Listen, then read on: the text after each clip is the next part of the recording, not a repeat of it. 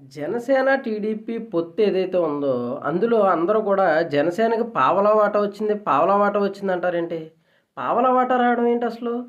100 సీట్లకి 24, 25 ఇస్తే పావలా వాటా. 175 నియోజకవర్గాల్లోని మనకి 24 ఇస్తే పావలా ఇచ్చినట్టు ఎక్కడవుతుంది? పిచ్చి పిచ్చి క్యాలిక్యులేషన్స్ అన్నీ క్యాలిక్యులేట్ చేస్తారేంటి మీరందరూను? 175లో పావలా వంతంటే 44 సీట్లు. 44 సీట్లు ఇవ్వలేదు కాబట్టి పావలా కళ్యాణ్, పావలా వంతు ఇచ్చారు. 25% వచ్చింది.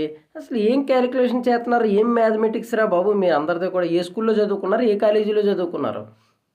టీడీపీ క్యాడరు జనసేనకి కేవలం 24 మాత్రమే ఇచ్చింది. అంటే 44 సీట్లు ఇవ్వలేదు కాబట్టి పావలా శాతం కూడా రాలేదు అని అర్థం. ఇంత చిన్న లాజిక్‌ను కూడా అందరూ మిస్ అయిపోయి పావలా వాటా ఇచ్చారు, పావలా వాటా ఇచ్చారని కామెంట్ సెక్షన్‌లో కామెంట్